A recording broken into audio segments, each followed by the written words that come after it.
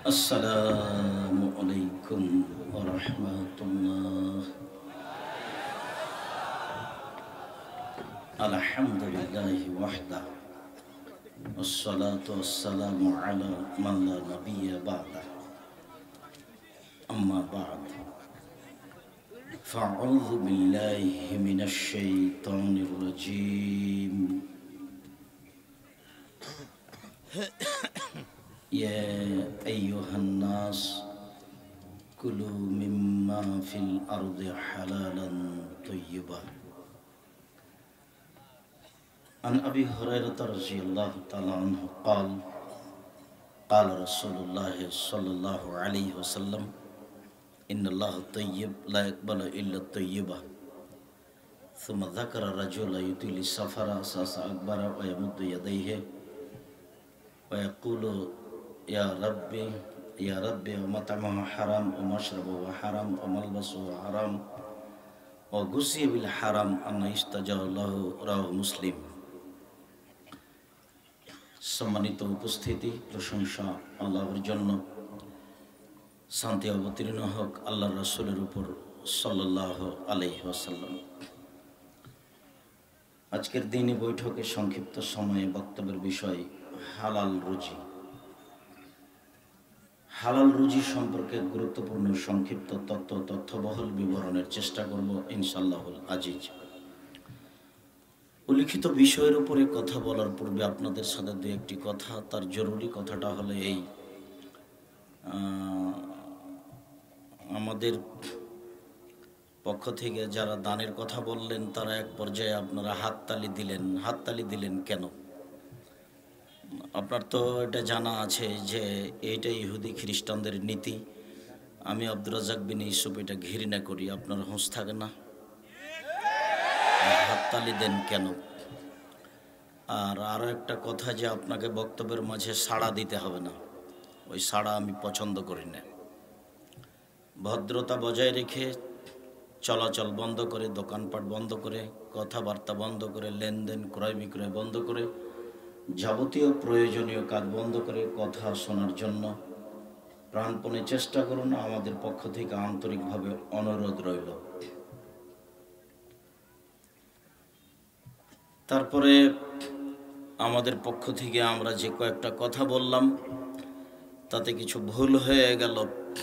তার একটা হচ্ছে এই যে আমরা বলি আপনারা ভালো থাকুন, আল্লাহ আপনাদেরকে ভালো রাখুক। ভালো থাকুন বলতে ভালো থাকা ক্ষমতা নিজের হাতে আসলো। মানুষ নিজে ভালো থাকতে পারে না। ভালো আল্লাহ আপনাকে ভালো রাখুক, এইটা আল্লাহর উপরে চাপিয়ে দিতে হবে। বাড়ি থেকে বের হলে বলতে হবে বিসমিল্লাহি তাওয়াক্কালতু আলাল্লাহ লা হাওলা ওয়ালা কুওয়াতা ইল্লা বিল্লাহ। আমি যাত্রা আরম্ভ করলাম আল্লাহর উপরে ভরসা করে। বাহ্যিকভাবে আন্তরিকভাবে নড়াচড়া করার কোনো শক্তি নেই একমাত্র আল্লাহর শক্তি ছাড়া। আর শুধুমাত্র কোরআন মাজিদ পড়ার সময়তে বলতে হয় আউযুবিল্লাহি মিনাশ শাইতানির রাজিম। আর যদি পড়াটা সূরার প্রথমে হয় তাহলে বিসমিল্লাহ। আর যদি সূরার প্রথমে না হয়, মধ্যে থেকে হয়, তাহলে শুধু বিসমিল্লাহ। কোরআন মাজিদ পড়ার জন্য বা কোনো হাদিস পড়ার জন্য বিসমিল্লাহ নয়, যাবতীয়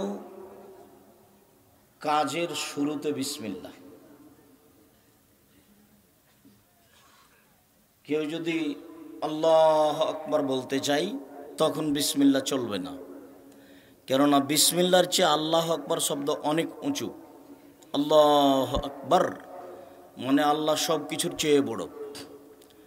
যার কারণে মসজিদে বা কোনো গাড়িতে লেখা আছে একদিকে মোহাম্মদ আর একদিকে আল্লাহ, আল্লাহ আর মোহাম্মদ।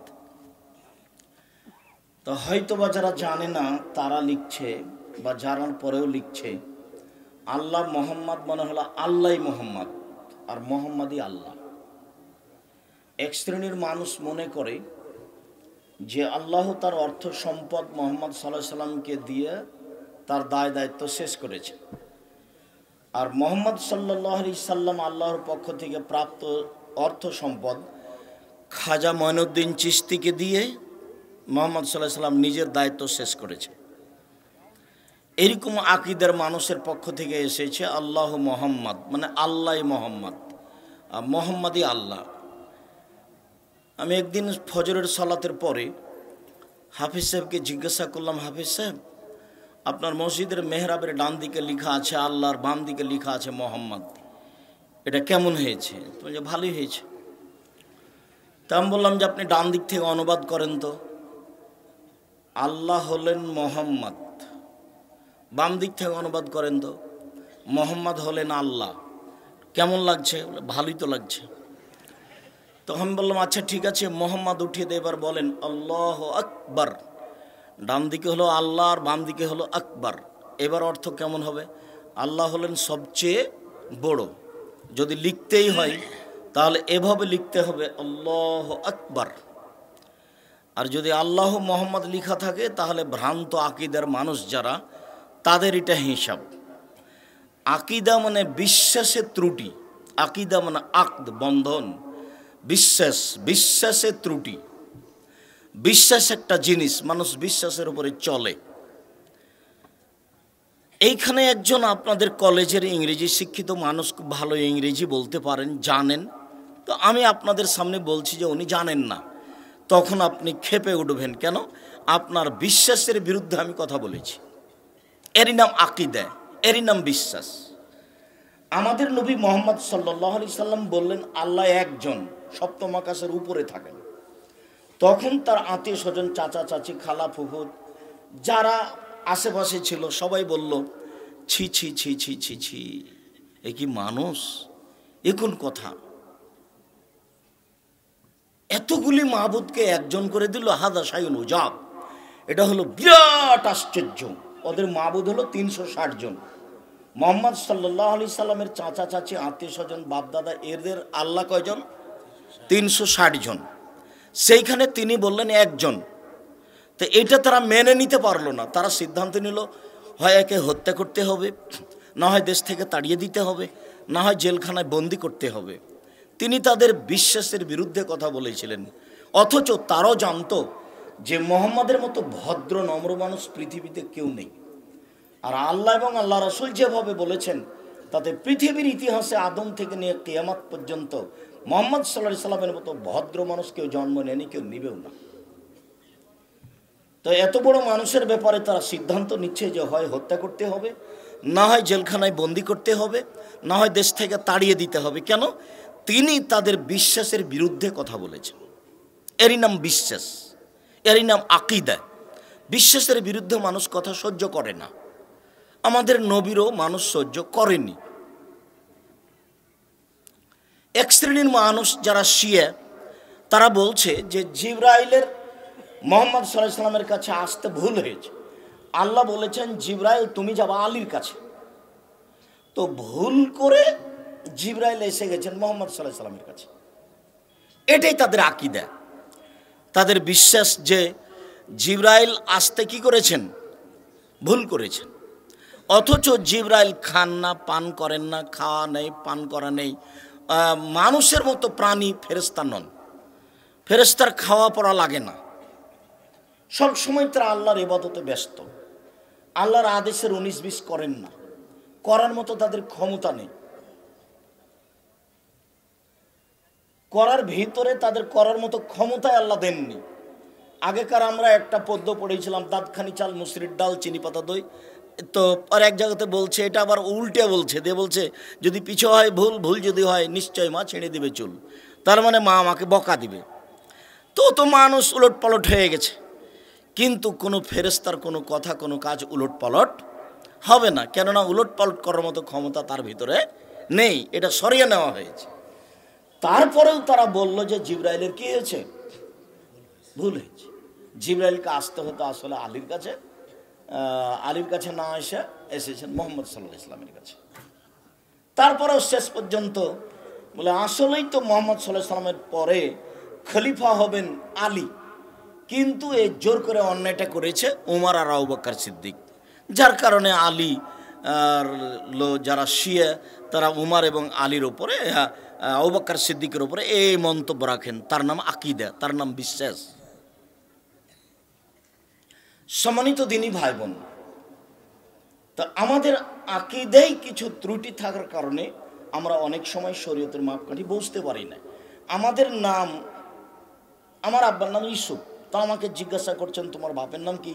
আমাদের এলাকার একটা জ্ঞানীগুণী মানুষ, তা আমি বললাম যে ইউসুফ। তখন আমাকে বলছে, ছি ছি ছি, শিক্ষিত মানুষ, তুমি বাপের নামটা ভালো করে বলতে পারো না। বলি কি বলতে হবে? বলতে হবে ইউসুফ আলী। তা আমি বললাম অবাক কথা, আমার বাপকে আমি জোর করে শিয়া করব? তো ইউসুফ তো একটা নবীর নাম, ওখানে তো আলী নেই। তো শিয়ারা যদি বুঝতে পারে যে কারো নামের সাথে আলী আছে বা হাসান আছে আর হুসাইন আছে, তাহলে তারা ধরে নেবে যে এটা আমাদের সদস্য। হোসেন পার্সোনাল নাম হবে, কিন্তু নামের সাথে হুসাইন থাকবে না। হাসান পার্সোনাল নাম হবে, কিন্তু নামের সাথে যদি হাসান থাকে তাহলে তারা ধরে নেবে যে আলীর দুই ছেলের একটা, তার মানে এরা শিয়া। শুধু খেলে পড়লেই হবে, আকীদা একটু বিশ্বাস করতে হবে, দেখতে হবে, বুঝতে হবে। তোমাদের সতর্ক করা হচ্ছে ভবিষ্যতে যেন কোনোদিন এরকম ঘটনা না ঘটে। হাততালি দিবা না। সম্মানিত দিনী ভাই বোন, মানুষের জীবনের সবচেয়ে জরুরি কাজ সলাৎ, নামাজ। সলাতের চেয়ে পৃথিবীতে কোনো জরুরি কাজ মানুষের আছে, আমি আব্দুর রাজ্জাক বিন ইউসুফ কোরআন হাদিস তদন্ত করে তা বুঝতে পারি না। কেন? মানুষের সব ইবাদত নির্ভর করে সলাতের উপরে। সলাত এমন একটি ইবাদত যার উপরে নির্ভর করে অন্যান্য ইবাদত। উল্লেখ্য যে আপনাদের সামনে বলা আছে, আমি বলার সময় নামাজ বলি না, সলাত বলি। রোজা বলি না, সিয়াম বলি। খোদা বলি না, আল্লাহ বলি।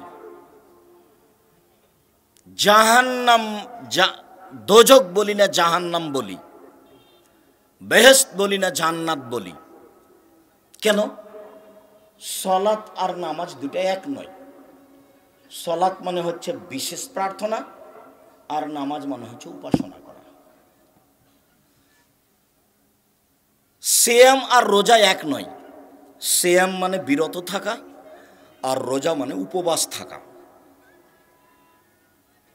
আল্লাহ আর খোদা এক নয়। আল্লাহ হচ্ছে আল্লাহর জাতি নাম, আর খোদা এটা ফার্সি শব্দ। খোদ মানে নিজ, আর মানে এসেছে। খোদা মানে এসেছে। তো কবে এসেছে? কাল এসেছে। তার মানে পরশুদিন খোদা ছিল না। যার জন্য কেউ যদি বলে আল্লাহ এবং খোদার মধ্যে কিছু পার্থক্য আছে, সেটা ভুল হবে। একটু তফাৎ আছে কেউ যদি বলে, সেটাও ভুল হবে। আকাশ জমিন তফাৎ আছে, সেটাও ভুল হবে। মানে কোনো হিসাবই নেই, দুটাতে একটা শব্দ চলেই না।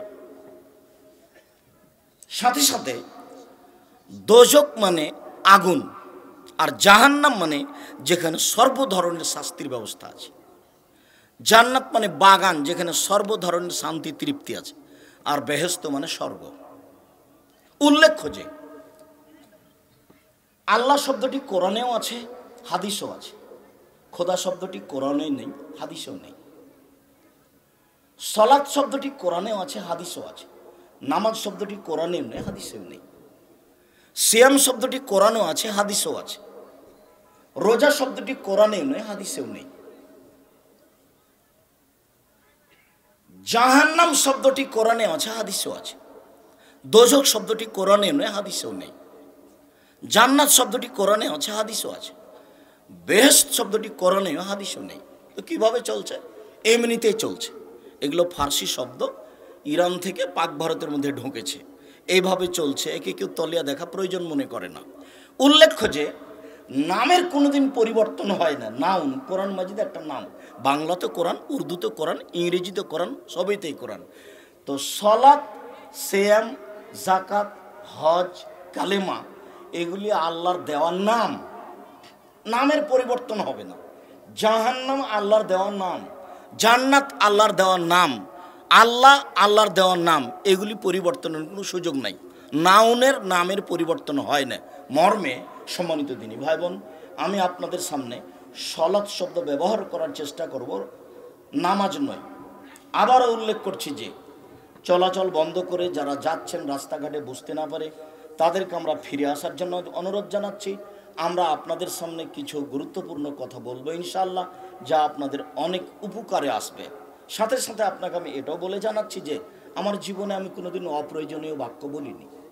দীর্ঘ 31 বছরে আমি কোনোদিন অপ্রয়োজনীয় বাক্য জাতির সামনে বলিনি। দীর্ঘ 31 বছরে আমি কোনোদিন কিস্সা কাহিনী বলিনি। দীর্ঘ 31 বছরে আমি কোনোদিন কাউকে নিন্দা করে, কোনো দল মাঝাবকে নিন্দা করে আমি কথা বলিনি। দীর্ঘ 31 বছরে আমি কোনোদিন সরকার বিরোধী বক্তব্য দিতে যাইনি। দীর্ঘ 31 বছর আমি কোনোদিন মানুষের কাছে পথ খরচ পাতেও চাইনি। কেউ যদি প্রমাণ করে দিতে পারে যে আব্দুর রাজ্জাক সাহেব একদিন আমার কাছে পথ খরচ পাথেও চেয়েছিল, তাহলে জিন্দেগিতে জীবনে আর কোনোদিন আমি বক্তব্য দেব না। এটা আমার শতদিনের বলা। আমি আপনার জন্য এসেছি, আর বলতে গেলে হঠাৎ করে এসেছি। আর আপনাদের সম্মানিত ব্যক্তি কিভাবে মাধ্যম দিয়ে উপস্থিত করিয়েছেন এবছর আমার প্রোগ্রামের সূচনা ছিল না, চিন্তা চেতনা ছিল না। জানি না আজকের পর থেকে আরও দু একটা প্রোগ্রাম হতে পারে বলে অনুমান ধারণা করা যাচ্ছে। আল্লাহ আলাম। সম্মানিত দিনী ভাই বোন, মর্মে আপনারা যে যেখানে আছেন আপনাদের কথাবার্তা বন্ধ করে, চলাচল বন্ধ করে, গতি বন্ধ করে, ক্রয় বিক্রয় লেনদেন বন্ধ করে গুরুত্বপূর্ণ আলোচনা শুনবেন বলে আশাবাদী। মূল্যায়ন করার চেষ্টা করবেন। হঠাৎ একদিন দেখছি এখন বয়স 40, হঠাৎ দেখবেন একদিন 60, হঠাৎ দেখবেন একদিন সময় শেষ হয়ে গেছে। যেহেতু আশা হয়েছে কাজে যেতে হবে, যেহেতু যেতে হবে কাজে যাওয়ার জন্য প্রস্তুত থাকা দরকার। এবাদতের জগতের সবচেয়ে দামি এবাদত হলো সলাত। এমন এবাদত যে সব এবাদত নির্ভর করে সলাতের উপরে। হ্যাঁ, এ কথাই ঠিক যে সবচেয়ে দামি এবাদত রোজা, সিয়াম। কিন্তু সলাত যদি না থাকে তাহলে আল্লাহ সিয়াম, রোজা ইবাদতটা কি করবেন? কেটে দিবেন। বড় ইবাদত হজ কবুল হয়ে গেলে লোকটা হয়ে যায় সেদিনের মতো যেদিন তার মাতাকে জন্ম দিয়েছে, নিষ্পাপ হয়ে যায়। এরপরেও যদি সলাত না থাকে তাহলে হজের ইবাদত আল্লাহ কেটে দিবেন, এ নেকি আল্লাহ দিবেন না। এক ফোঁটা চোখের পানি আল্লাহর কাছে অনেক প্রিয়। রাসূল সাল্লাল্লাহু আলাইহি সাল্লাম বলেন, লা ইয়ালিজার রাজুলুন নারা বাকা মিন খাশিয়াতিল্লাহ হাত্তা ইয়ালিজাল লাবানু ফি দারে। গাভীর বান থেকে দুধ বের করে ভিতরে ঢোকানো যায় না, যেমন আল্লাহর ভয়ে কাঁদে যে তার জাহান্নামে যাওয়া অসম্ভব, তেমন আল্লাহর ভয়ে কাঁদলে তার জাহান্নামে যাওয়া অসম্ভব। ঠিক গাভীর বান ওলান থেকে দুধ বের করে চাপ দিয়ে আবার ভিতরে ঢোকানো যেমন অসম্ভব। এ কথা আমি বলিনি, এ কথা মুহাম্মদ সাল্লাল্লাহু আলাইহি সাল্লাম বলেছেন। তার মানে আল্লাহর কাছে কান্নাকাটি করা অনেক বড় ইবাদত। তাসবিহ তাহলিল জিকির আজকার করা আল্লাহর কাছে অনেক বড় ইবাদত। এরপরেও যদি সলাত না থাকে তাহলে সব ইবাদত আল্লাহ কেটে দিবেন। পৃথিবীতে দ্বিতীয় গুরুত্বপূর্ণ ইবাদত হচ্ছে হালাল রুজি। যদিও এক পর্যায়ে হালাল রুজি আগে সলাতের চেয়ে। কেন? সলাত না হলে কিছুই হয় না। এবার হালাল রুজি না হলে সলাতও হয় না। হালাল রুজি নেই তো সলাতও নেই। এ কথা আমি বলিনি, এ কথা মুহাম্মদ সাল্লাল্লাহু আলাইহি সাল্লাম বলেছেন। অতীব গুরুত্বপূর্ণ কথা, এক খেয়ালে চেয়ে থাকবেন। আল্লাহ তাআলা বলেন, ইয়া আইয়ুহান নাস কুলু মিম্মা ফিল আরদি হালালান তাইয়্যিবা। পৃথিবীর মানুষ, আমি যা পৃথিবী হতে উপার্জন করি, উৎপাদন করি, তার হালালটা তোমরা খাও। তাহলে হারামও উৎপাদন হয়। হালাল খেতে হবে, এটা আল্লাহর আদেশ, এটা সাধারণ জনগণকে আদেশ। এইবার মোমেন পুরুষ নারীকে আদেশ, ইয়া আইয়ুহাল্লাযীনা আমানু কুলু মিম্মা ফিল আরদি হালালান তাইয়্যিবা। হে পৃথিবীর মানুষ, যারা তোমরা বিশ্বাস করো আল্লাহকে, যারা তোমরা বিশ্বাস করো পরকালকে, তোমরা হালাল রুজি খাও। আগের আদেশ সাধারণ জনগণ, হিন্দু, মুসলমান, বৌদ্ধ, খ্রিস্টান সবাকেই আল্লাহ হালাল রুজি খেতে আদেশ করলেন। পরের আয়াতে আল্লাহ পৃথিবীর সকল মোমেন পুরুষ নারীকে হালাল রুজি খেতে বললেন। এবার নবী রাসূল, ইয়া আইয়ুহার রাসূল কুলু মিম্মা ফিল আরদি হালালান তাইয়্যিবা, হে পৃথিবীর নবী রাসূলগণ, আপনারা হালাল রুজি খান, আমালুস সালেহা, আর সৎ আমল করুন। এইখানে নবীগণের সাথে আর একটা বাক্য লাগিয়ে দেওয়া হয়েছে, সৎ আমল। সব আমল কিন্তু সৎ নয়, আমল কিন্তু সৎ নয়। সিরাজগঞ্জ থেকে গাড়ি যখন ছুটলো তখন ড্রাইভার বারবার বলছে কন্ট্রাক্টরকে যে কবর পেলে 10টা টাকা দাও, কবর পেলে 10টা টাকা দাও, মাজারে 10টা টাকা দাও। তো এইটাও একটা আমল, তবে এটা সৎ আমল নয়। ওই যে মসজিদে টাকা চাচ্ছে, ওখানে 10টা টাকা দাও, এটাও আমল, ওইটা সৎ আমল। কবরেও টাকা দিল, এটাও আমল, মসজিদে টাকা দিল, এটা আমল। বলেন তো সৎ আমল কোনটা? আল্লাহ তাআলা নবী রাসূলকে বলছেন আপনারা হালাল রুজি খান আর সৎ আমল করেন। মানে নবী রাসূলের যদি আমল সৎ না হয় তাহলে তা বাতিল হবে। মাগরিবের পরে 2 রাকাত সুন্নাত পড়তে হবে। মানুষ যদি 12 রাকাত সুন্নাত পড়ে তাহলে প্রত্যেক 12 সমান, তার জন্য জান্নাতে ঘর নির্মাণ করা হবে। জোহরের আগে 4, পরে 2, মাগরিবের পরে 2, এশার পরে 2, ফজরের আগে 2, এই 12 রাকাত যদি সুন্নাত মানুষ পড়ে তাহলে তার জন্য জান্নাতে ঘর বানানো হবে। তাহলে মাগরিবের 2 রাকাত থাকলো। এখন একটা হাদিসে এসেছে, জাল হাদিস মানুষের বানানো, যে কেউ যদি মাগরিবের পরে 6 রাকাত সুন্নাত পড়ে তাহলে তাকে 12 বছর ইবাদতের নেকি দেওয়া হবে। এ হাদিস জাল। এটা আমল যদি কেউ করে তাহলে সেটা সৎ নয়, সেটা হলো অসৎ আমল। যেই আমল কোরআন এবং সহিহ হাদিস দ্বারা প্রমাণিত নয় সেটা হলো অসৎ আমল। আল্লাহ তাআলা নবী রাসূলকে বলেন যে হালাল রুজি খান আর সৎ আমল করেন। প্রত্যেক যে আমল রাসূলের সাথে মিল খাবে না। যেমন আপনারা দান করলেন, আমাকে বলতে হবে আল্লাহুম্মা সাল্লি আলাইহি, আল্লাহ আপনার প্রতি দয়া করুক। আল্লাহুম্মা বারিক আলাইহি, আল্লাহ আপনার টাকা পয়সাকে বেশি করে দেখ। এটা আল্লাহ রাসূলের মুখের শব্দ। এখন আপনি যখন টাকা দিলেন তখন আমি বললাম মারহাবা, কি যে বললাম, ধুলায় অন্ধকার ওকে ঠেলে জান্নাতে দিয়ে দিল। এটা অসৎ আমল। 31 বছর থেকে বলছি, এরকম কথা কোনোদিন প্রমাণ হয়ে গেলে জাতির সামনে কথা বলবো না, নতুন কথা নয়। কোরআন মাজিদের গায়ে লেখা আছে কোরআন শরীফ। কোরআন শরীফ যদি কোনোদিন প্রমাণ হয়ে যায়, কোরআন মাজিদ ছাড়া, কোরআন হাকিম ছাড়া, কোরআন কারিম ছাড়া কোনোদিন শরীফ প্রমাণ হয়ে গেলে আমি আব্দুর রাজ্জাক বিন ইউসুফ আর জাতির সামনে কোনোদিন আসবো না। এটা হাজারো দিনের কথা। কোরআন মাজিদের অপর পৃষ্ঠে একটা লম্বা দোয়া আছে, 1 পৃষ্ঠে, যে কোরআন খতম করলে পড়তে হবে। হেডলাইনে লেখা আছে খাতম দোয়াই, দোয়া খাতমিল কোরআন, কোরআন খতমের দোয়া। 30 বছর থেকে বলছে এই দোয়া যদি প্রমাণ হয়ে যায় যে নবী বলেছেন তাহলে আমি আর কোনোদিন বক্তব্য দিব না। যখন বলেছি যে ধর্মের নামে বিকৃত ধর্ম আছে তখন এইগুলি উল্লেখ করা আছে। কত নিবেন আপনি ধর্মের নামে বিকৃত ধর্ম, ধর্মের নামে হাদিস। আগে যারা ম্যাট্রিক পরীক্ষা দিত তাদেরকে 40টা হাদিস মুখস্থ করতে হতো। তার একটা ছিল হব্বুল ওয়াতান মিনাল ঈমান, দেশকে ভালোবাসে ঈমানের অঙ্গ। কিয়ামত পর্যন্ত সময় থাকলো পৃথিবীর কোনো মানুষ একে হাদিস প্রমাণ করতে পারবে না। তখন একটা এ হাদিস ছিল ওতুল বলে এল মলাউকানা বিসিন, শিক্ষার জন্য যদি চীন যেতে হয় তবুও যাও। এটা হাদিস নয়, এটা মানুষের বানানো কথা। কোনো দিন এটা হাদিস বলে প্রমাণ হবে না। 2-3 বইয়ে লেখা আছে যে মুহাম্মদ সাল্লাল্লাহু আলাইহি সাল্লাম ঈদের মাঠে গেলেন, দেখলেন একটা ছেলে কাঁদছে। ছেলেটাকে জিজ্ঞাসা করলেন তুমি কেন কাঁদছ?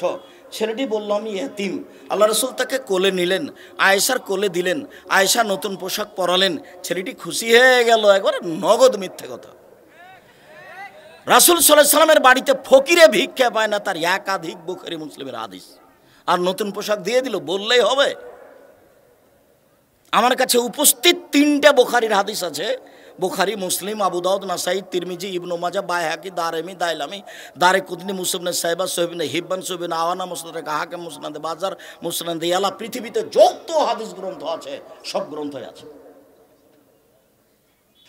তার একটা আপনাকে শোনাই।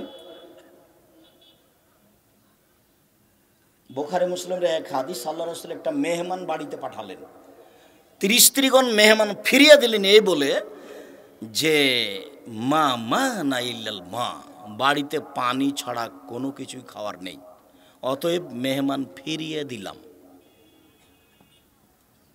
তখন আল্লাহ রাসূল বললেন, মাই হৃদয় বাহাজার রাজুল, কে লোকটাকে মেহমান হিসেবে নিতে চাই? কামা রাজুলুন মিনাল আনসার, একজন লোক দাঁড়িয়ে বলল, জি আমি নিতে চাই। তো নিয়ে চলে গেল। এখন বাড়িতে নিয়ে গিয়ে স্ত্রীকে বলছে, আকরিমি যাইফা রাসূলিল্লাহ সাল্লাল্লাহু আলাইহি ওয়াসাল্লাম, ও আমার স্ত্রী, ইনি হচ্ছেন রাসূলের বাড়ির মেহমান গো, এনাকে সম্মান করো। তখন স্ত্রী বলছেন যে মা মা না ইল্লা কুতু সিবিয়ানি, আমার বাচ্চাদের শুধু জীবন বাঁচানোর মতো খাদ্য আছে, এছাড়া আর কিছুই নেই। ওই লোকের স্ত্রী কথা বললেন। তখন লোকটা বলছে যে হাই তো আমাক, এইটুকু রেডি করো,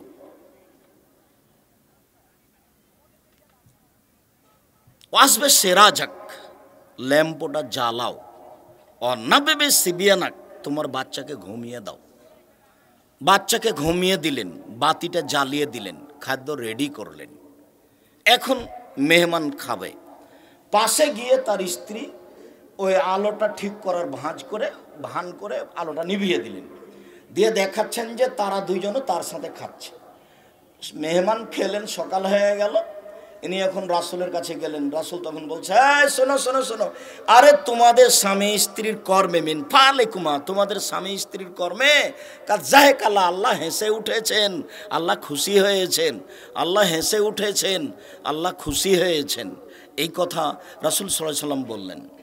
এদেশে একটা বই পাওয়া যায়, তাওজিহুল কোরআন তাফসির 3 খণ্ডে, তার 28 নম্বর খণ্ডে সূরা হাসরের এক আয়াতে এই হাদিসটা দেওয়া আছে বুখারী মুসলিমের। আমার লেখার বইটা আপনাকে দিয়েছি, আপনি যদি মনে করেন যে আপনি লিখেছেন আপনি পড়েন, তাহলে আমি জাতির উপকার করতে পারবো না। সম্মানিত দিনী ভাই বোন, বলছিলাম যে ধর্মের নামে পৃথিবীতে অনেক মিথ্যা কথা আছে, তার মধ্যে হয়ে ওঠে ওই যে ইব্রাহিম আলাইহিস সালাম একটা লোককে খেতে দিলেন, তো লোকটা খেতে বসে বিসমিল্লাহ বলেন না, বেশি খেয়েছে। তখন ইব্রাহিম আলাইহিস সালাম ফকিরের সামনে থেকে প্লেটটা কেড়ে নিয়ে ওকে ধাক্কা দিয়ে বের করে দিলেন। তো ইব্রাহিম আলাইহিস সালাম কি এত অভদ্র মানুষ? নাউজুবিল্লাহ মিন জালিক। লেখক নিজেই জানেন না আমি কি লিখছি, বিজ্ঞান কোরআন বইয়ে লিখস্ত করে আমি বলেওছি। সাদ্দাদের কাহিনী কোথায় আছে এটা খুঁজে বের করতে আমি জাতিকে 6 মাস সময় দিয়েছি, যে আছে কোথায় এটাকে প্রমাণ করতে হবে সত্য মিথ্যা পরে। কেউ আমাকে এখন পর্যন্ত বলে না যে আব্দুর রাজ্জাক সাহেব সাদ্দাদের কাহিনী এই বইয়ে আছে। বইয়ে আছে বললে আমি তদন্ত করতে বলবো যে এটা সত্য না মিথ্যে, আর আমার তদন্ত মিথ্যে।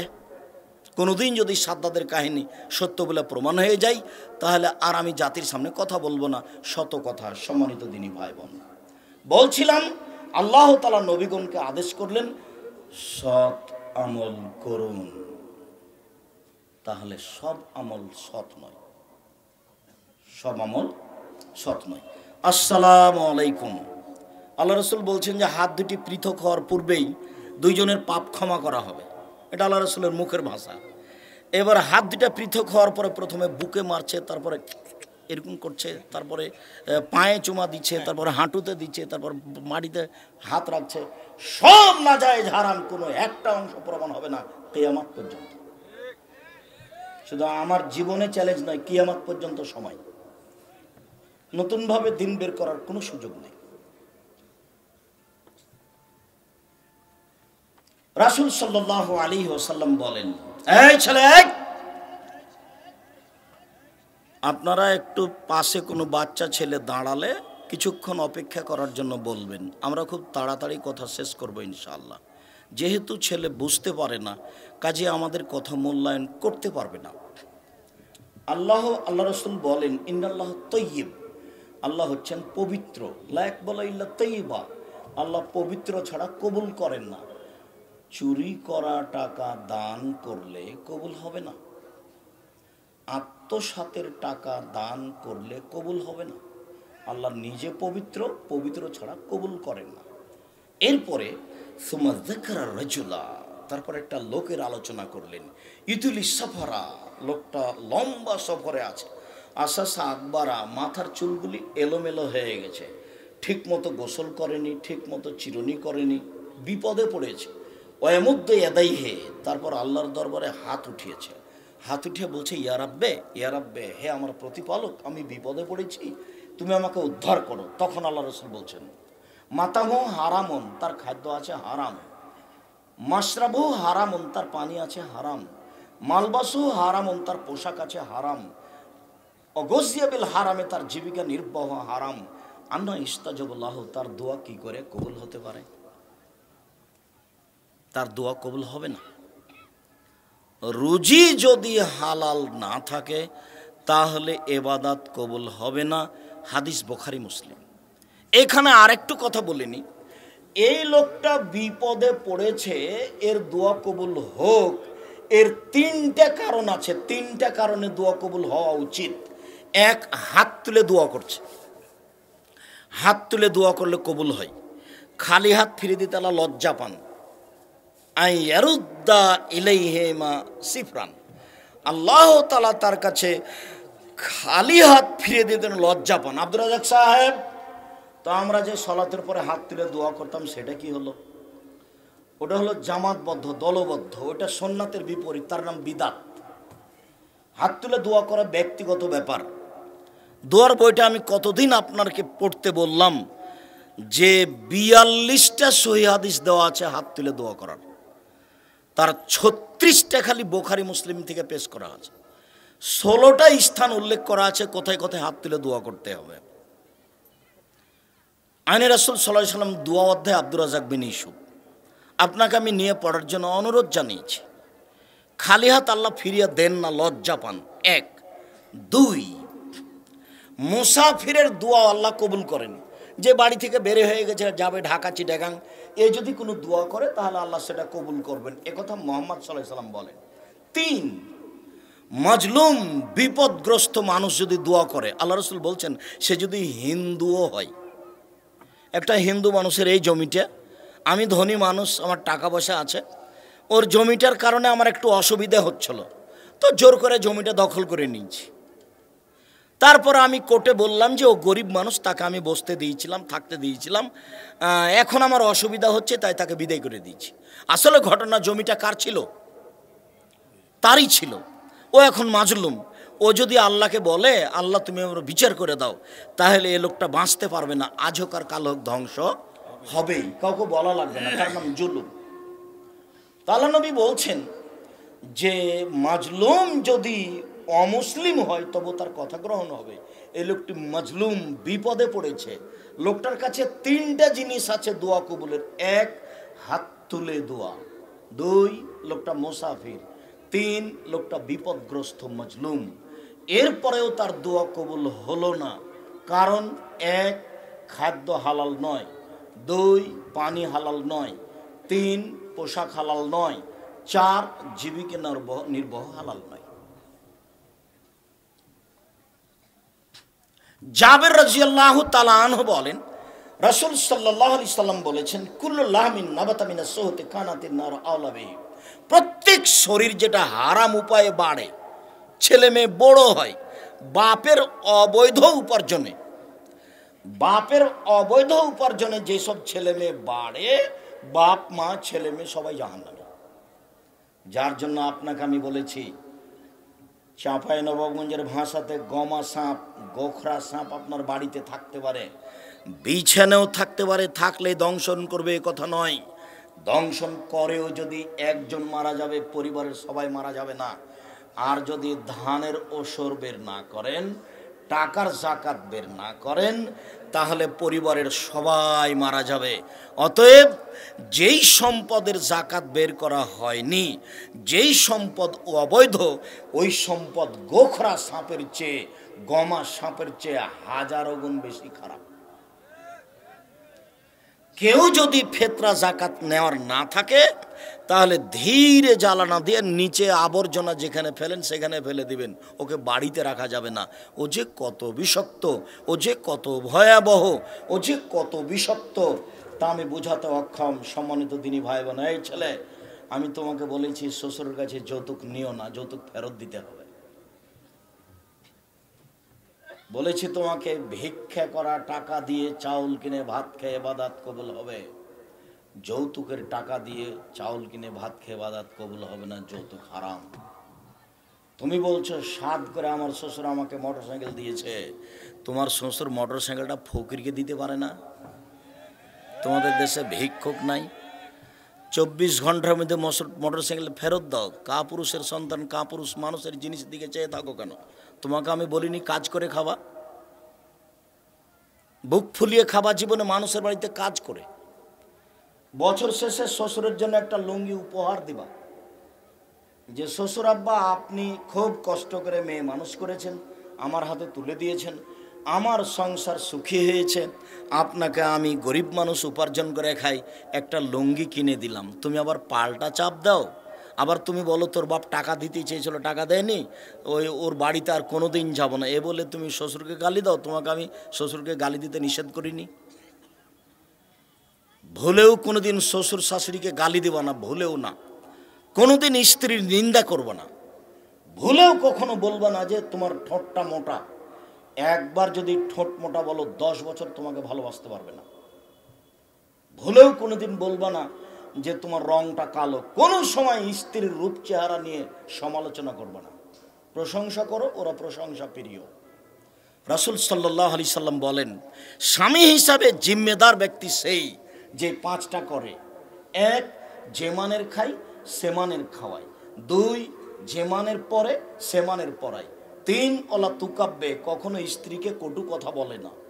কখনো তুমি বলতে পারবে না ঠোঁটটা তোমার মোটা, কখনো তুমি বলতে পারবে না রংটা তোমার কালো, কখনো তুমি তার ব্যাপারে কটু কথা বলতে পারবে না।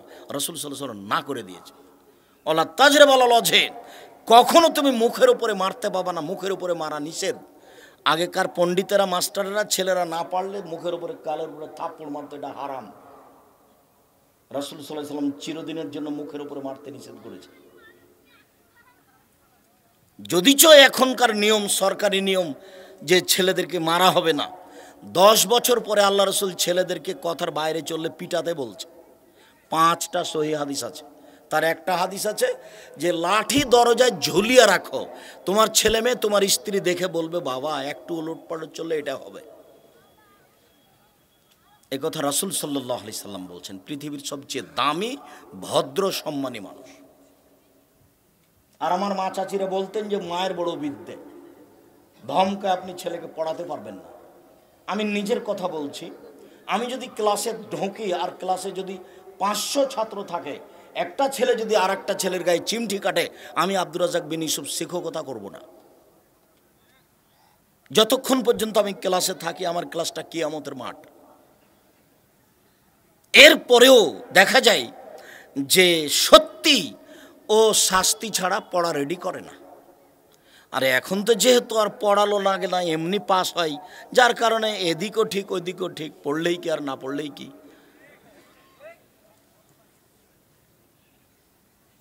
সম্মানিত দিনী ভাই বোন, 5টা জিনিস রাসূল সাল্লাল্লাহু আলাইহি সাল্লাম স্বামী হিসেবে দেখতে বললেন। শেষে বললেন ওলা তাতরুকা ইল্লা ফিল বাইতে, তোমার স্ত্রীকে তোমার বাড়ি ছাড়া কোথাও যেতে দিও না। খালার বাড়ি যেতে পাবে না, ফুফুর বাড়ি যেতে পাবে না, মায়ের বাড়ি যেতে পাবে না, জরুরি প্রয়োজন ছাড়া বাড়ি ত্যাগ করতে পাবে না। রাসূল সাল্লাল্লাহু আলাইহি সাল্লামের জরুরি ঘোষণা। বিবাহের বাড়ি তো বহু দূরের কথা, স্বেচ্ছায় হাট বাজারে যাওয়া তো বহু দূরের কথা। কই আমরা তো হাট বাজারে যাই না, তো আমরা তো বেঁচে আছি দুনিয়াতে, আমাদের তো চলে। আমরা পুরুষ মানুষই যায় না, এত মহিলা মানুষ তো ভাবতেই পারি না। সম্মানিত দিনী ভাই বোন, হালাল রুজি না হলে জান্নাত পাওয়া যাবে না।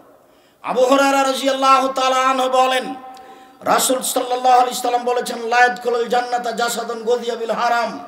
ওই শরীর জান্নাতে প্রবেশ করবে না যেই শরীরে হারাম খাদ্য আছে।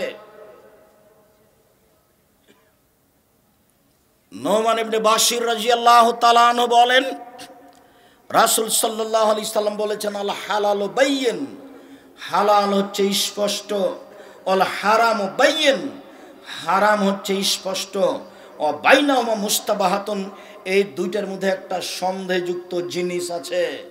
চাকরি স্পষ্ট হালাল, চাকরি স্পষ্ট হারাম, ব্যবসা স্পষ্ট হালাল, ব্যবসা স্পষ্ট হারাম, ব্যবসা বুঝা যায় না এটা হালাল না হারাম, চাকরি বুঝা যায় না এটা হালাল না হারাম। এরকম একটা জিনিস আছে, লা ইয়ালামুহুন্না কাসীরুম মিনান নাস, বহু মানুষ তা জানে না এটা হালাল না হারাম, এটা বুঝে উঠতে পারে না। আমি বলেছি জর্দা হারাম, আমার একটা নিষাদার দ্রব্য বক্তব্য আছে, তোমরা আব্দুর রাজ্জাক বিন ইউসুফ নিষাদার দ্রব্য বক্তব্য আছে, নিষাদার দ্রব্য। পাপের জগতে সবচেয়ে খারাপ হিসেবে প্রমাণ হবে রাসূলের পক্ষ থেকে নেশাদার দ্রব্য পান করা। কেন? নেশাদার দ্রব্য পান করলে ওর বিবেক থাকে না, ও তখন গালি দিতে পারে, ও তখন মার সাথে জেনা করতে পারে, ও তখন অন্যায় করতে পারে, ও সব কিছু করতে পারে। যার জন্য আল্লাহ রাসূল নেশাদার দ্রব্য পান করাকে বলেছে পাপের মা, পাপের মাথা, পাপের জড়, এ দিয়ে সব কিছু চালু হয়। আবার এর যেভাবে ভাষা বলেছেন পাপের মান হার, অন্য পাপের ব্যাপারে বলেননি, কোনো পাপের ব্যাপারে এভাবে বলেননি। কেউ যদি জেনা করে তাহলে 40 দিন তার নামাজ কবুল হবে না, এ কথা বলেননি। কিন্তু কেউ যদি নেশাদার দ্রব্য পান করে তাহলে তার 40 দিন সলাৎ কবুল হবে না, এই কথা বলেন। কেউ যদি সুদ খায়, সুদ খাওয়ার পরে হাতে হাতে যদি বলে আল্লাহকে, আল্লাহ আমার ভুল হয়েছে তুমি মাফ করো, আমি সুদের লেনদেন কেটে দিলাম, তখন আল্লাহ বলবেন আচ্ছা ঠিক আছে তোমাকে মাফ করে দিলাম কোটি কোটি সুদের টাকা। কিন্তু কেউ যদি মদ খায় তারপরে বলে আল্লাহ আমার ভুল হয়েছে, 40 দিন আল্লাহ তার কথাকে গ্রহণ করবেন না। 40 দিন শুধু আল্লাহকে নিজের দিকে করতে সময় লাগবে, এ কথা মুহাম্মদ সাল্লাল্লাহু আলাইহি সাল্লাম বলেন। আবার বলছেন যে নেশাদার দ্রব্যই এমন একটা পাপ যে মূর্তি পূজা করলে যেমন পাপ হয়, সরস্বতী, ভগবতী, কালী, দুর্গা এসবের যদি আপনি পূজা করেন যেমন পাপ হবে, নেশাদার দ্রব্য পান করলে তেমন পাপ হবে, এ কথা মুহাম্মদ সাল্লাল্লাহু আলাইহি সাল্লাম বলেন। তা আমি বললাম জর্দা হারাম, নেশাদার দ্রব্য। তো মাওলানা সাহেব খান তখন উনি বলছেন, আরে কে বলেছে, কোন হাদিসে লেখা আছে জর্দা হারাম? ঠিকই কথা, কোরআন মাজিদও জর্দা লেখা নাই, হাদিসও লেখা নাই, তাহলে জর্দা হারাম বলার কি পথ আছে? আল্লাহ রাসূল বলেছেন মাসকারা কাসীরুহু ফাকালিলুহু হারাম, এই বাক্যই পৃথিবীর সব হারাম বস্তুর জন্য যথেষ্ট। এক বাক্য দিয়ে সারা পৃথিবীকে কাত করে দিয়েছেন আল্লাহর নবী। যেই জিনিস বেশি খেলে বিবেকের ক্ষতি হবে তার এক কণাও হারাম, অতএব হাফ কেজি জর্দা একজন ভালো মানুষকে খাওয়িয়ে দেন, তারপরে দেখেন তার বিবেকের ক্ষতি হয় কি না। যদি ক্ষতি হয় তাহলে জর্দা হারাম, আর যদি ক্ষতি না হয় তাহলে এটা হালাল। আবার হুজুর খাচ্ছেন কিন্তু বলছেন মাকরুহ। মাকরুহ মানে জানেন, মাকরুহ মানে খারাপ। তাহলে এখন যদি বলেন আমাদের হুজুর খারাপ খায়, তাহলে পরিবেশটা কেমন? উনি কিন্তু নিজে বলেছেন যে এটা মাকরুহ, মাকরুহ মানে খারাপ, মাকরুহ মানে কিন্তু হারাম নয়, এটা আরবি শব্দ। আরবি শব্দ ব্যবহার করে এটা হুজুর খাওয়ার চেষ্টা করছেন। আল্লাহর কসম, 3 শ্রেণীর মানুষের কোনো ইবাদত কবুল হবে না, 3 শ্রেণীর মানুষ জান্নাতে যাবে না। আমি বলিনি, এ কথা মুহাম্মদ সাল্লাল্লাহু আলাইহি সাল্লাম বলেছেন। তিনি বলেছেন সালাসা, 3 শ্রেণীর মানুষ লাদখুলুল জান্নাতা আবাদা, কখনো জান্নাতে যাবে না। এক, মদমিনুল খামর, যারা নিয়মিত বিড়ি, তামাক, জর্দা, সিগারেট, গুল, নেশাদার দ্রব্য খায় পান করে, তারা জান্নাতে যাবে না। 2, ওয়ার রাজলাতু মিনান নিসায়ে, পুরুষের বেশধারী নারী, যারা পুরুষের জুতা স্যান্ডেল পরে, যারা পুরুষের শার্ট প্যান্ট পরে, যারা পুরুষের পোশাক পরে, তারা জান্নাতে যাবে না। আমি বলিনি, এ কথা মুহাম্মদ সাল্লাল্লাহু আলাইহি সাল্লাম বলেছেন, আমি অনুবাদক মাত্র। এ হাদিস গ্রন্থে 1450 বছর থেকে পড়ে আছে, 19-20 হবে না। আম গাছে জাম ধরতে পারে, ধরে না। অমাবস্যার রাতে চাঁদ উঠতে পারে, উঠে না। সুয়ের ছিদ্র দিয়ে লাঙ্গলের ফল ঢুকতে পারে, ঢোকে না। সুয়ের ছিদ্র দিয়ে লাঙ্গলের ফল ঢুকে যেতে পারে, আম গাছে জাম ধরে যেতে পারে। অমাবস্যার রাতে চাঁদ উঠে যেতে পারে, এগুলো ঘটে যেতে পারে। আমি যে কথা বললাম এতে সন্দেহ আছে বলে কিয়ামত পর্যন্ত চেষ্টা করলে সরিষা ঢোকানো যাবে না, যা বলছি তাই থাকবে। পুরুষের বেশধারী নারী জান্নাতে যাবেন এ কথা আমি বলিনি, এ কথা মুহাম্মদ সাল্লাল্লাহু আলাইহি ওয়াসাল্লাম বলেছেন। তিনি বলেছেন দায়ুস, যে দায়ুস সে জান্নাতে যাবে না। দায়ুস কে? আল্লাযী ইউকিরু ফি আহলিল খাবাসা। আল্লাহ রাসূলের মুখের ভাষা তিনি বলছেন যে তার বাড়িতে বেহায়াইর সুযোগ দিয়েছে সে হলো দায়ুস। নগ্ন পোশাকে স্ত্রী ছেলে মেয়ে রাস্তাঘাটে চলে সে হলো দায়ুস। আমি এ কথা বলিনি, আমি অনুবাদক। দায়ুস জান্নাতে যাবে না। নেশাদার দ্রব্য পান করে যারা, তারা জান্নাতে যাবে না। সাবধান। কথা প্রসঙ্গে কথা বলছিলাম মাত্র। দুইটার মধ্যে সন্দেহযুক্ত একটা জিনিস আছে, সেটা অনেকে বুঝতে পারে না। ফামান ইত্তাকা মিনা শুবহাত, যে সন্দেহ থেকে বেঁচে গেল, ইস্তাবরালে দিন ওয়াহির, যে সে তার দিনকে পরিপূর্ণ করে নিল। ওমান ওয়াকাফি শুবহাত ওয়াকাফিল হারামে, যে সন্দেহের মধ্যে পড়লো সে হারামের মধ্যে পড়লো। চূড়ান্ত সিদ্ধান্ত নেই যার, সেটা চূড়ান্ত হারাম। চূড়ান্ত সিদ্ধান্ত নেই যার, সেটা চূড়ান্ত হারাম।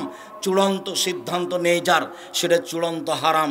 এই জমি আমার পৈতৃক সম্পত্তি কি না, এটা দখলে আছে বলে কিন্তু কাগজে বোঝা যায় না। অস্পষ্ট জমি ছেড়ে দিতে হবে, অচিরেই বিচারের মাঠ আসছে, সেদিন বুঝিয়ে দিতে হবে। অযথা জমি দখল করে থাকিয়েন না। এটা পূর্বাচল নয় যে ক্ষমতা দিয়ে এক জমি 7 বার বিক্রি করবেন। পূর্বাচলের মানুষ এক জমি 7 বার বিক্রি করছে, বিচারের দিনে এই ক্ষমতা থাকবে না। এক জমি 7 বার বিক্রি করা মানে 7 বার বুঝিয়ে দিতে হবে। আর দুনিয়া মুকবেরাত আলো আখিরাত মুকবেলা।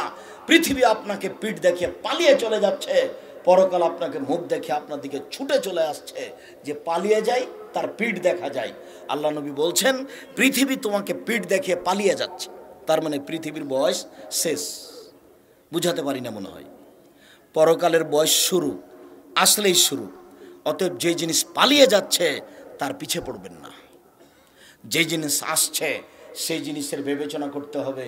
এই কথা মুহাম্মদ সাল্লাল্লাহু আলাইহি সাল্লাম বলেন। তিনি বলেন আর দুনিয়া হলো তুমি খাজারা, পৃথিবী মিঠা বস্তু, খুব সাবধান। পৃথিবী ভোগ করার ব্যাপারে খুব সাবধান। ফাত্তাকু দুনিয়া ওয়াত্তাকু নিশা, তোমরা পৃথিবী থেকে বেঁচে থাকো, মহিলা থেকে বেঁচে থাকো। পৃথিবী থেকে বেঁচে থাকো, মহিলা থেকে বেঁচে থাকো। মহিলা না হয় বিপদে ফেলে, তাই আল্লাহর নবী মহিলা থেকে বাঁচতে বলেছেন।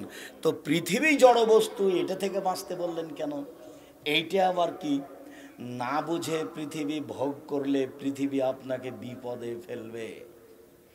সাথে সাথে আপনি যা কিছু করছেন এবং বলছেন, পৃথিবী আধুনিক অত্যাধুনিক যন্ত্র সব ধরে রাখছে। ইয়াউমাইজিন তুহাদ্দিসু আখবারাহা, বিচারের মাঠে top top top top top top করে পৃথিবী কথা বলবে।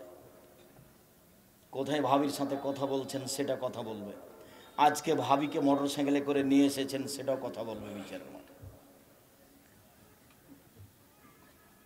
সাদ করে বক্তব্য শুনতে এসেছেন, ভাবি সহ চাচাতো বোন সহ ভ্যানে চাপাচাপি করে এসেছেন, এই ভাবি উঠে আছে মাটিতে। এই ভাবি বিচারের মাঠে আপনাকে দেখানো হবে। আপনি যখন দেখবেন, আল্লাহ রাসূল বলছেন মুখামুখি কথা হবে আল্লাহর সাথে, কোনো দোভাষী থাকবে না। ইয়ানজুরু আইমানা মিনহু, সে তখন তার ডান দিকে লক্ষ্য করবে। ফায়ারা মা কাদ্দামা মিন আমালিহি, জীবনের সব কর্ম দেখতে পাবে। ওই যে সেদিন সিরাজগঞ্জের এই মাটিতে বক্তব্য শুনতে গেছিল, ওই যে ওই যে ওই যে ওই যে ছবি দেখা যাচ্ছে, টপ টপ টপ টপ করে দেখা যাবে। ফায়ানজুরু আসমা মিনহু, বাম দিকে লক্ষ্য করবে। ফায়ারা মা কাদ্দামা মিন আমালিহি, সব কর্মকে দেখতে পাবে, জীবনে যা করেছে। সুম্মা ইয়ানজুরু তিলকা ওয়াজহিহি, তারপর সামনের দিকে দেখতে পাবে। ফায়ারা না, সামনের দিকে দেখতে পাবে জাহান্নাম। ডানে দেখলো কর্ম, বামে দেখলো কর্ম, সামনে দেখলো জাহান্নাম। এ হলো বিচারের অবস্থা একটা। আর একটা বিচারের অবস্থা বলা হবে কর্ম দিয়ে, যে খাতা দিয়ে বলা হবে ইকরা কিতাবাক, তোমার নিজের কর্ম নিজেই পড়ো। তখন আপনি বলবেন, পড়বেন আর বলবেন মালি হাজাল কিতাব লা ইগাদিরু সাগীরাতান ওয়ালা কাবীরা, কি আশ্চর্য ধরনের বই, জীবনের ছোট কথাও লেখা আছে, বড় কথাও লেখা আছে। কোনো অসুবিধা হবে না আরবি পড়তেও বুঝতে। সম্মানিত দিনী ভাই বোন, রাসূল সাল্লাল্লাহু আলাইহি সাল্লাম পরের বাক্যে বলেন আলা লিকুল্লি মালিকিন হেমা, মনে রেখো প্রত্যেকটা দেশের একটা সীমারেখা রয়েছে। বাংলাদেশ শেষ হলে ভারত শুরু হয়, ভারত শেষ হলে বাংলাদেশ শুরু হয়। ও হেমাল্লাহ মাহারে মহু, আল্লাহর সীমারেখা হালাল আর হারাম। হারাম শেষ হলে হালাল শুরু, হালাল শেষ হলে হারাম শুরু।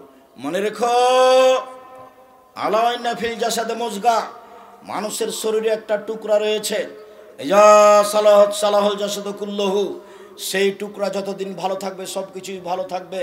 ওয়াইজা ফাসাদাত ফাসাদাত জাসাদু কুল্লুহু, সেই টুকরা যদি খারাপ হয়ে যায় সবই খারাপ হয়ে যাবে। মনে রেখো, সেটাই অন্তর। যার অন্তর ভালো তার সবই ভালো, যার অন্তর খারাপ তার সবই খারাপ। যার ভেতর ভালো তার সবই ভালো, যার ভেতর খারাপ তার সবই খারাপ। এই কথা মুহাম্মদ সাল্লাল্লাহু আলাইহি সাল্লাম বলেন।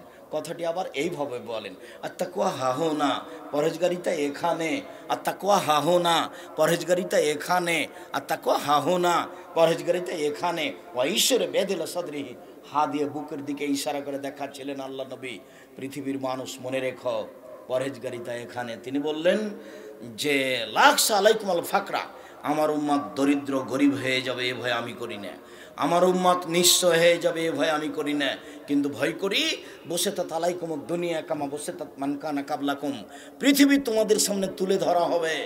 দেখবা খালি উপার্জন আর উপার্জন, পয়সা আর পয়সা, প্রযুক্তি আর প্রযুক্তি।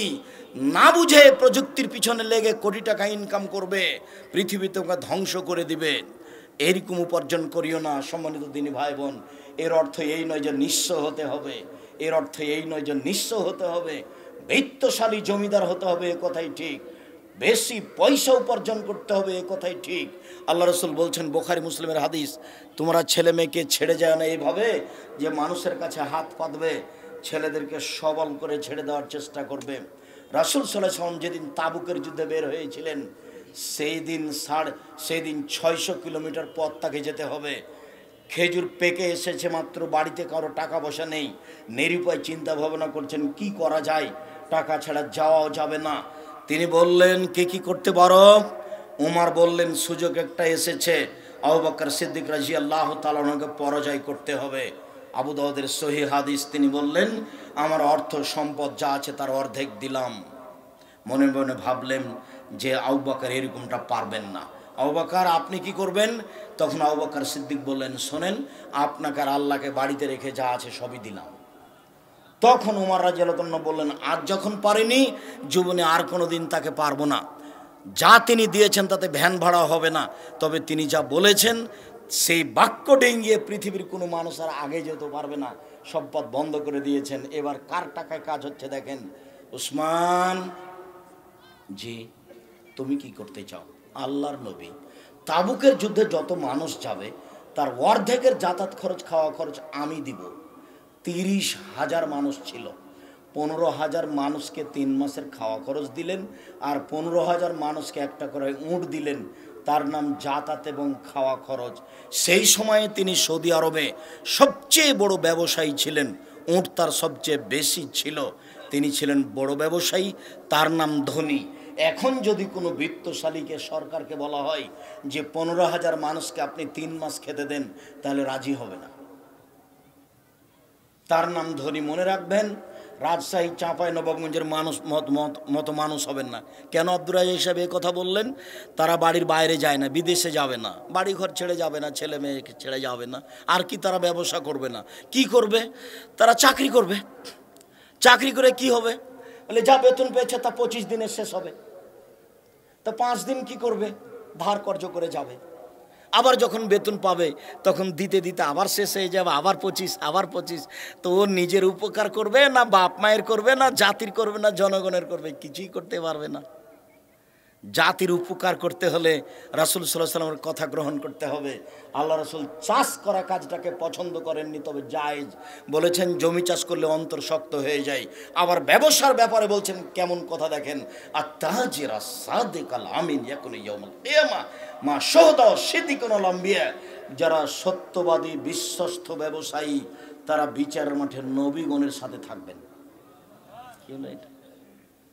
আবার বলছেন আর তিজারাত মাল কিদওয়াল হালাফ, ব্যবসাতে মিথ্যা কথা চলে আসে, কসম চলে আসে। ফশুবহু বিসাদকা, তোমরা দান করে এটা পরিশোধ করে দাও, ঠিক করে দাও। কোনো কারণে মিথ্যা কথা চলে আসতেও পারে, কসম চলে আসতেও পারে। আর এখন তো অনেক সমস্যা। স্টিমার যদি চিটাগাঙ্গে এসে দাঁড়াই আপনার বন্দরে, আর একদিন যদি আটকা থাকে তাহলে 50,000 টাকা লস হবে। এখন যার সিগনেচারে নামবে তার কাছে গেছে, তিনি বলছেন 50,000 টাকা আমাকে দিতে হবে। আমি যদি দিয়ে নামিয়ে নিই ভালো, আর যদি না দিই 3 দিন থাকে তাহলে 1.5 লক্ষ টাকা লস হবে। দেখেন, একে যে আমাকে টাকা দিতে হচ্ছে, এরই নাম নিরুপায়, এরই নাম মাজলুম। ব্যবসায় আগ্রহী হতে হবে, পয়সা বেশি উপার্জন করতে হবে, বৈধ পয়সা উপার্জন করতে হবে। অবৈধ পয়সা উপার্জন করে পরকাল হারাতে হবে না। 24 ঘন্টার মধ্যে শ্বশুরকে জমি ফেরত দিতে হবে। এই ছেলে, তোমার দাদা মারা গেছেন আজ 10 বছর হলো, এখন পর্যন্ত তোমার বাপ তোমার ফুফুকে জমি দেয়নি।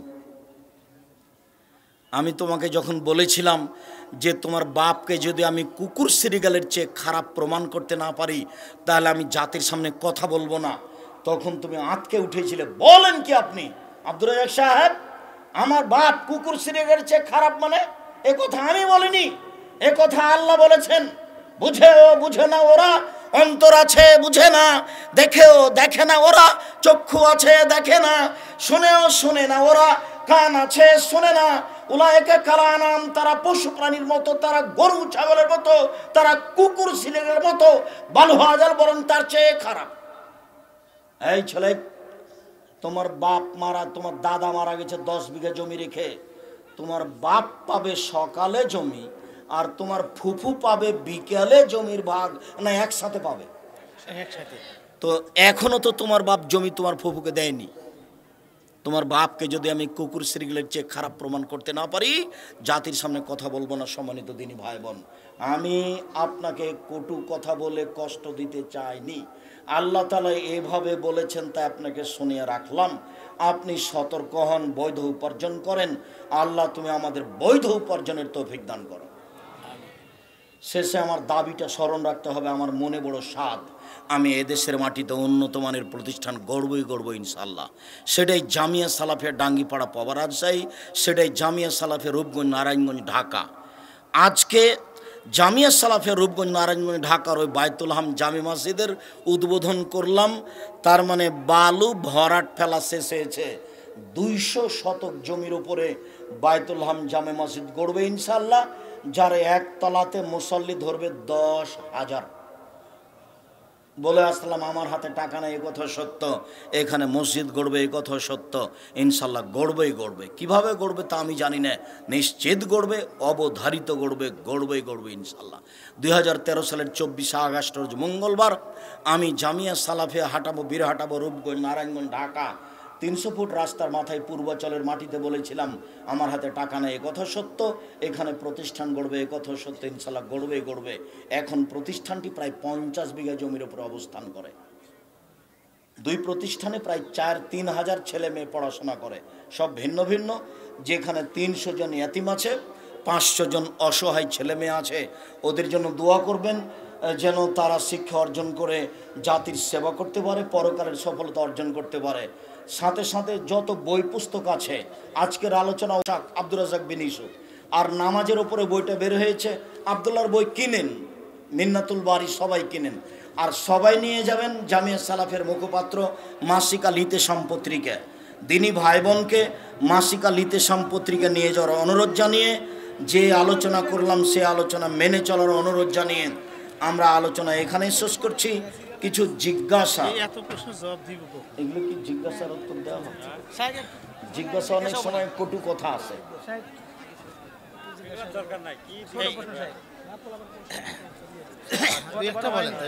ঘুষ দিয়ে চাকরি নিলে তার বেতনের টাকা কি হালাল? যদি ও পরীক্ষায় ফার্স্ট হয়েছে তবুও টাকা লাগে তাহলে ও মাজলুম, তাছাড়া তার হারাম।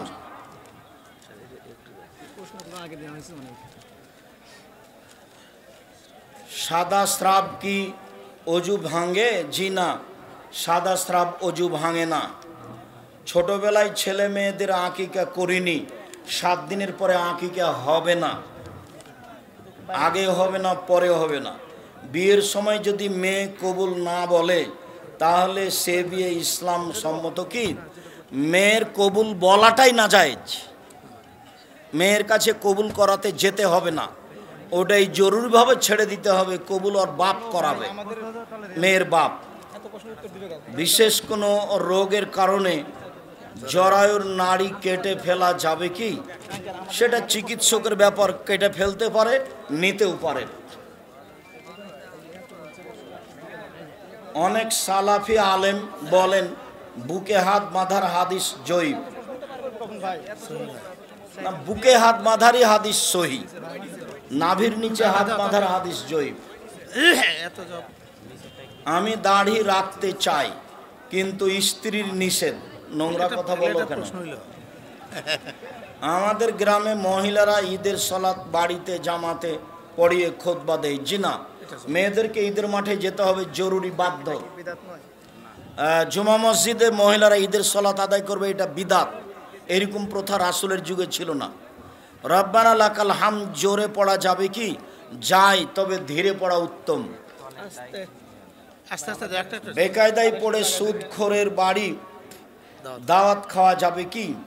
নিরুপায় হয়ে খাবেন, স্বইচ্ছায় নয়। অজু শেষে ঘাড় মাসা করা বিদাত। অনেকেই বলে আপনি আগে যুব সংঘ দলে ছিলেন, ভুল বলেছে, তওবা করতে হবে। পরহেজগার হওয়ার জন্য কি কি আমল করব? 5 ওয়াক্ত সালাত আদায় করেন, কোরআন তেলাওয়াত করেন, হালাল রুজি খান, আর দুজন যেখানে বসে আছে ওখানে বসবেন না। ওখানে আর একজনের বদনাম হচ্ছে, পরকাল হারাবে। আড্ডা পিটবেন না। দল বেঁধে কবরস্থানে যাওয়া, জিয়ারত করা বিদাত। একাই যাবে, এই চল। সালাতুত তাসবিহ পড়া যাবে কি? হাদিস সহি নয়। তাহাজ্জুদ পড়েন, তাহাজ্জুদ। সাব্বিহিসমা রাব্বিকাল আলার জবাবে সুবহান রাব্বিয়াল আলা সবাই জোরে বলবে, জিনা চুপে চুপে। সূরা 3-এর শেষে বালাওয়ালা যে বলা যাবে না, সূরা 3-এর উত্তর দেওয়া যাবে না, সূরা আলার যাবে, সূরা গাসিয়ার যাবে। অনেকে বলে দাড়ি রাখা তেমন গুরুত্ব নেই, কিছু বলুন। দাড়ি রাখা জরুরি, ফরজ, গুরুত্ব নেই কথা বললে কাবিরা গুনাহ হবে। জর্দা, গুল, বিড়ি, সিগারেট খেলে 40 দিন সালাত কবুল হবে না, এটাই ঠিক, এ কথাই ঠিক। মহিলাদের কাফনের কাপড় 5টি কি? জি না, 3টি। 5টির হাদিস ঠিক নেই। দলিলবিহীন জায়গায় মসজিদ স্থাপন করা যাবে কি? দলিলবিহীন মানে যে কোনো জায়গায় মসজিদ নির্মাণ করা যায়, তবে ওয়াকফ না হলে ওই মসজিদ বন্ধ করতে হবে, ওয়াকফ করার জন্য বলতে হবে। সরকারি জমিতে যদি মসজিদ নির্মাণ হয় তাহলে একটা ডিসিওসি বরাবর একটা দরখাস্ত, অনুমোদন থাকা ভালো। ব্যাংকে চাকরি হালাল হবে কি? জি না। ব্যাংকে টাকা জমিয়ে রেখে ইবাদত কবুল হবে কি? নিরুপায়ী হয়ে ব্যাংকে টাকা রাখতে পারে, যা লাভ আসবে সেগুলো অসহায় পুরুষ নারীকে দিয়ে দিবে। যারা ধান, গম, গরু, উট এগুলোর ওসর বা জাকাত আদায় করে না, তার হুকুম কি? তার ইবাদত কবুল হবে না। লুঙ্গি, শাড়ি দিয়ে জাকাত দেওয়া যাবে কি? জি না। জাকাত টাকায় হস্তান্তর করতে হবে, জাকাত পরিবর্তন করে কাপড়, লুঙ্গি বিতরণ করা যাবে না। কেননা জাকাতের টাকাটা যেটা, ওই টাকার মালিক উনি নন। জাকাতের ওই টাকাটার মালিক হলো ফকির মিসকিন। অতএব যে জিনিসটার মালিক তিনি নন, সেই জিনিসটার উপরে তিনি ক্ষমতা খাটাতে পারেন না। উনি টাকাটা দিয়ে যদি কাপড় কিনেন, তাহলে আর একজনের টাকার উপরে উনি ক্ষমতা খাটালেন। মনে হয় কথা বুঝাতে পারিনি। জাকাতের টাকাটার মালিক কে? ফকির মিসকিন। তো উনি তার হাতে দিয়ে দিবেন, তাহলে তার জিম্মেদারি শেষ। তো উনি কেন জাকাতের টাকা দিয়ে লুঙ্গি কিনতে গেলেন? তাহলে কি ওই টাকার উপরে এখনো তার ক্ষমতা আছে? নেই। আপনি একদিন আমাদের কেন্দ্রীয় মসজিদে খুতবা দিবেন, সময় হওয়া কঠিন আছে। আজকে আপনাদের মেহমানের অনুরোধে তার আর একজনের মাধ্যম দিয়ে চলে এসে, আমি এখানে আসা পর্যন্ত ওনাকে খুঁজছিলাম যে ইনিকে, যার মাধ্যমে চলে আসলাম। বেনামাজির জানাজা হবে কি? নামাজ যদি অস্বীকার করে থাকে তাহলে হবে না, আর যদি শয়তানি করে পড়ে না, তার জানাজা করতে হবে। মৃত ব্যক্তির খানার অনুষ্ঠান হারাম, 40 দিনে হোক 4 দিনে হোক। যেটা মৃত ব্যক্তির নামে খাদ্য দিয়েছেন ওটা তো ময়লা, মানুষের ময়লা, ওটা সাদাকা। তা আপনি বা খাবেন কেমন করে? আর আপনার বাপের বন্ধু মানুষ এসেছে গাড়ি নিয়ে, ও খাবে কি করে? এটা মানুষের ময়লা ময়লা। আল্লাহ রাসূল এই হোসেন একটা জাকাতের খেজুর মুখে দিয়েছিলেন। আল্লাহ নবী লাফতে উঠে মুখের ভিতরে আঙ্গুল ঢুকিয়ে খেজুরটা বের করে বলেছিলেন, আমার সারতা, এই তুমি বুঝো না সাদকা হচ্ছে মানুষের ময়লা? আমি খাই না, আমার বংশ খায় না, আমার বাড়িতে যে কাজ করে সেও খায় না, তাদের উপরে হারাম। কাজে ওইভাবে মরা মানুষের অনুষ্ঠান করা হারাম। হানাবি কিছু ভাই বলে আহলে হাদিস ইংরেজদের থেকে এসেছে, এটা অপবাদ। তাকে জবাব দিতে হবে বিচারের মাঠে এবং দুনিয়াতেও। অত্র মসজিদে জুমার আজান দুটি, একটি দিতে হবে, দুটি নয়। স্বামী স্ত্রীকে সরকারি আইনে কোর্টের মাধ্যমে তালাক দিয়েছেন, স্বামী স্ত্রীকে দিয়েছেন, অর্থাৎ ডিভোর্স দিয়েছেন এই দিন এবং 3 মাস অতিক্রম করেছে। এখন তারা পুনরায় থাকতে চায়। ওই যদি এক বৈঠকে 3 তালাক করে থাকে কাজীর বৈঠকে, তাহলে বিবাহ পড়িয়ে আনতে হবে, কারো সাথে নয়, তারই সাথে। 90 দিনের মধ্যে ফিরিয়ে নিলে বিবাহ পড়াতে হতো না। 90 দিন পার হয়েছে, তারই সাথে বিবাহ পড়াতে হবে, অন্য কোথাও নয়। আর যদি 3 মাসে 3 তালাক দিয়ে থাকে তাহলে আর ফেরত নেওয়া যাবে না।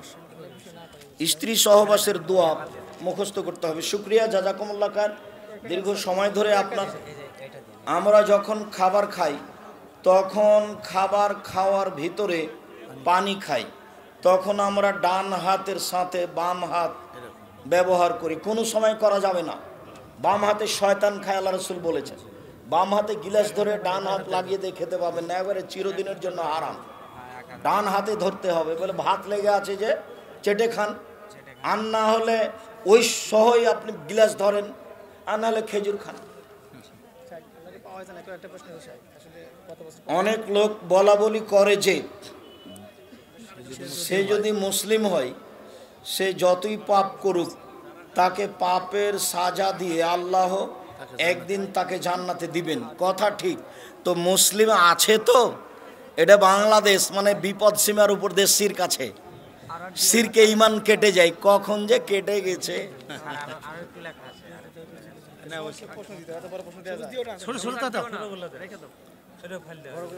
বুকে হাত বাঁধা। হুজুর, বিভিন্ন ধরনের মোবাইল গেম যেমন ফ্রি ফায়ার, পাবজি ইত্যাদি গেমগুলো ইসলামের দৃষ্টিতে চিরদিনের জন্য হারাম। প্রত্যেক যেই খেলা বসে বসে চলে, সময় নষ্ট হয়, শরীর চর্চা হয় না, সেই খেলাকে আল্লাহ চিরদিনের জন্য হারাম করেছেন। চৌসার, ছক্কা, লুডু, দাবা, পাঞ্জা, ক্যারাম বোর্ড, তাস, গেমস, যত খেলা আছে বসে বসে চলে, সময় নষ্ট হয়। এই খেলায় যদি কেউ হাত লাগায় তাহলে সে তার হাতকে শরীর রক্তের মধ্যে ডুবিয়ে দিল, একেবারে হারাম। শ্বশুর বাড়ি হতে খুশি হয়ে কোনো কিছু দিলে নেওয়া যাবে কি? পরে নিতে হবে, বিবাহের সময় নয়। আব্দুর রাজাক সাহেব, পরে নেওয়ার দলিল, ফাতেমা রাসূল সাল্লাল্লাহু আলাইহি সাল্লামের বাড়িতে গেছিলেন কাজের লোক চাইতে, তো আল্লাহর নবী বলেননি যে বিবাহের পরে কাজের লোক দেওয়া যাবে না, এই কথা তিনি বলেননি। তিনি বলেছিলেন যে তুমি এগুলো এগুলো বলো, তাহলে আর কাজের লোক লাগবে না। তো বিবাহের পরে বাপ মেয়েকে কিছু দিতে পারে, তার প্রমাণ এইটা। উনি যদি বলতেন সাবধান, বিবাহের পরে বাপের কাছে কিছু চাওয়া যাবে না, তাহলে এটা চিরদিনের জন্য হারাম হতো। বিবাহের সময়তে যা কিছু লেনদেন হয় তা যৌতুক, তবে চাপ দিয়ে শ্বশুরের কাছে কিছু আদায় করা যাবে না। মেশকাত শরীফে ব্যাখ্যা গ্রন্থ মেরকাতুল মাফাতি 3 নম্বর খণ্ড 1194 পৃষ্ঠায় আছে, ইবনে আব্বাস বলেন নবীজি 20 রাকাত তারাবি পড়েছেন। হাদিসটি জাল, ওটা 20 রাকাত তারাবি নয়, 20 রাত। 20 রাত ইমাম তারাবি পড়িয়েছিলেন। তুমি ওটাকে রাকাত ধরেছ, তোমার হুজুরও ধরেছে, ভুল হয়েছে। ইব্রাহিম আলাইহিস সালাম মুসলমানদের জাতির পিতা? জি না, ইব্রাহিম আলাইহিস সালাম মুসলমানদের জাতির পিতা নন। সবার জাতির পিতা আদম আলাইহিসসালাম। ইব্রাহিম আলাইহিসসালাম ধর্মের ব্যাপারে সবার গুরু, মানে সবার মূল ব্যক্তি। মুহাম্মদ সাল্লাল্লাহু আলাইহি সাল্লামের স্ত্রী খাদিজার বিবাহ কে পড়ান? কোনো প্রমাণ নেই। কেউ যদি প্রমাণ করে যে পড়িয়েছেন এই, তাহলে সেটা মিথ্যা হবে। কিভাবে বিবাহ হয়েছে? তাদের ওই আগের নিয়মে হয়েছে। জায়নামাজে যদি মসজিদের নকশা আঁকানো থাকে তাহলে সালাত হবে কি? সালাত হবে, নেকি কম হবে। ওই জায়নামাজ ব্যবহার করবেন না। যে জায়নামাজে কোনো প্রকার ছবি নাই, এক কালার, সিরাজগঞ্জ বাজারে গিয়ে বলবেন যে আমি এক কালার জায়নামাজ নেব, বাস ওইটা নেবেন, তাতে সালাত আদায় করবেন। মায়াতকে গোসল করানো ব্যক্তি বা কবর খননকারীকে ওয়ারিসদের পক্ষ থেকে খাওয়ানো যাবে কি? অসহায় মানুষ হলে খাওয়াবেন, খাওয়াতে হবে মনে করলে গুনাহ হবে। ঘুষ না দিলে চাকরি হচ্ছে না। ইউটিউব এবং ওয়েবসাইট থেকে গুগল অ্যাডসেন্স এর টাকা ইনকাম, ও এটা সঠিক বেঠিক বোঝা যায় না। আপনি এখন বুঝেন কি না যে এটা কতদূর হারাম কতদূর হালাল? স্পষ্ট যদি হন যে এটা হালাল তাহলে খাবেন, যদি অস্পষ্ট হয় তাহলে তা হারাম। আমি নিজেও বুঝি না তার হালাল হারাম।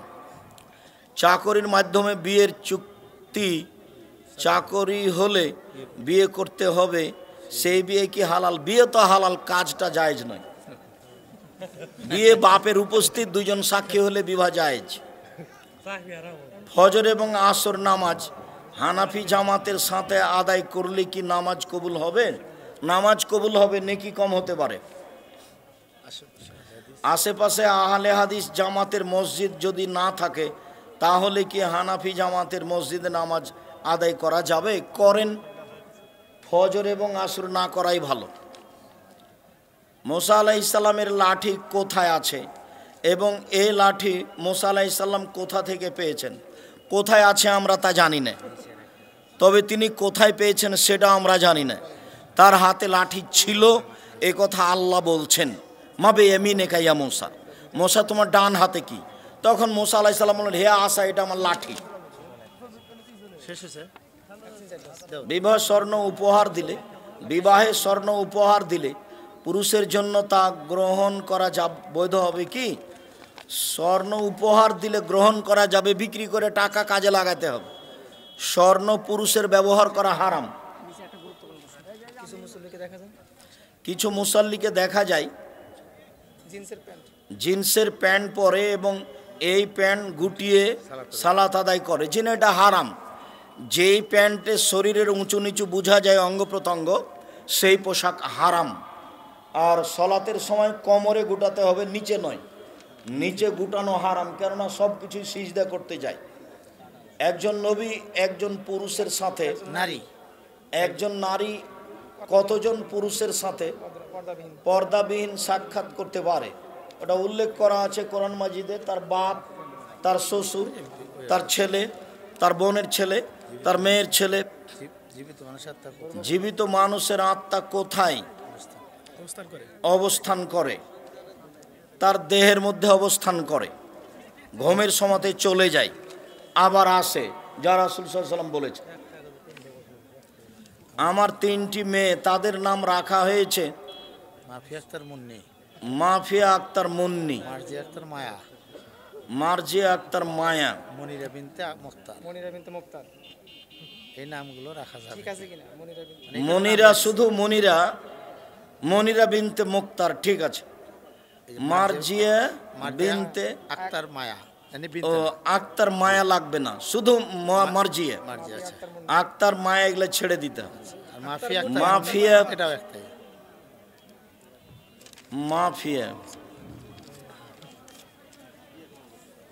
আফিয়া হয় মাফিয়ার চেয়ে আফিফা।